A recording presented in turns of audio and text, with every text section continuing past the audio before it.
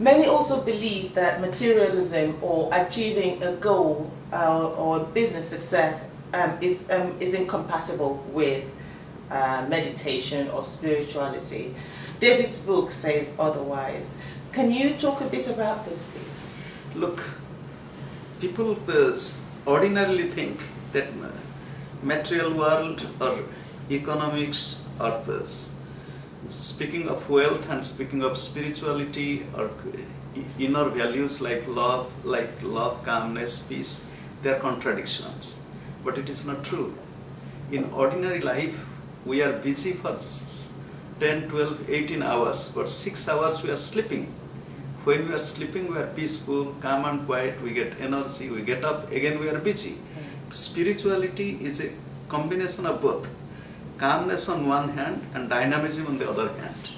So it takes two together. If one can take calmness and dynamism, which my master told, be calmly active and actively calm. So through your activities you can experience calmness, and remaining calm you can be more active and achieve more success. Life is short, time is short, obstacles are many. We want to be successful. If we want to be successful, we need to have peaceful and healthy mind. To have a peaceful and healthy mind, few minutes meditation helps a lot. And with this peaceful and healthy mind, we can take healthy and good decision, we can take right step, we can work more and more effectively, naturally we will be successful. And so there is no evident conflict between chasing your dreams, whether they be financial or spiritual? There is no conflict, rather I will tell it is complement to each other. Do you find that with the interest in spirituality and well-being that there's a place for new voices all the time? Look, spirituality, it is a way of understanding life, it is an outlook, it is a vision, it is, on the other hand, it is the guiding force in every individual, how to be inwardly contemplative and outwardly practical and be successful in our daily life. And if I were someone skeptical and I said to you, if I started to meditate today, when will I achieve what you just said? Look, if you meditate today and just now, you will get the benefit just now. If you meditate for 5 minutes, surely you will experience calmness and peace for some time. But if you meditate regularly, you will get more and more benefit. Just like when a child is going to school and studying, more he studies, more he learns. So, can you talk a little bit about the practice of watching your breathing and staying quiet? Look, restless mind, everybody has. And if we compare the restless mind with the biological or physiological effect in the life, we can see that when a person is angry, his breath is moving very fast. When a person is having fear or tension, his breath is restless. On the other hand, when a person is sleeping, his breath is very rhythmic. So, rhythmic breath, peaceful mind. It is a very simple conclusion that the masters have drawn.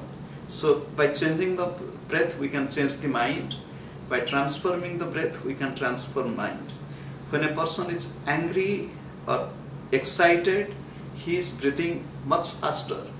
On the reverse, if you can reverse the rate of breath from 18 times to 12 times per minute, 10 times per minute, 6 times per minute, the mind will be naturally peaceful, and it is also observed clinically in this is scientific world.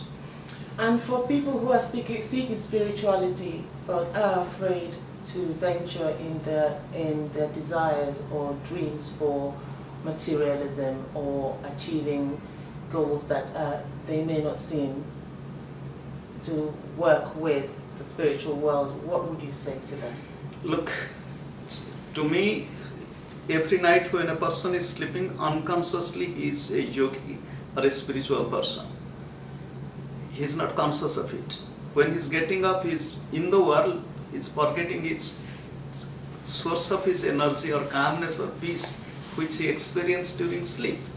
So modern individual, if one can spend 5-10 minutes time, 15 minutes time every day just to introvert oneself, to reflect upon, to know the art how to regulate the mind and be in the world. People talk a lot at the moment about mindfulness. How do you find this relates to meditation? Or are they completely different? No. Mindfulness is also an art of meditation. People ordinarily speak, talk, move. They are not aware of how they are thinking, how they are speaking. So to be aware of one's own mind, how it is getting agitated or peaceful. If one become witness of one's own mind, one can work better. So it is mindfulness is also an art of meditation. But watching the breath and regulating the breath is a little bit deeper than just being mindful. And finally, please tell us a bit about Kriya Yoga. Kriya Yoga is an ancient meditation technique which has been practiced in India since ages, and in modern times, about 152 years ago, this technique was brought to the world or revived in the world by a mysterious yogi, Babaji, and this technique later on was brought to the West by Paramahamsa Yoganananda, who authored the book Autobiography of Yogi, and modern times my master Baba Hariharanandaji, who lived with us, and in 2002 he left his body. This Kriya Yoga technique is a scientific meditation technique which is based on simple breath regulation, few spinal exercises, concentration in the chakras, and introverting the mind to go deep into calmness, peace, by the help of listening to inner sound of silence, experiencing light within with eyes closed. And this meditation technique can be practiced by anybody, irrespective of their own faith or no faith. It doesn't limit itself with a particular group of people. So people practicing this technique since long time, and its benefit has been experienced by many, and those who read this book, they will find quite a good ideas and some experience of practicing this Kriya meditation through this book, Invisible Hand. Thank you so much, Swami.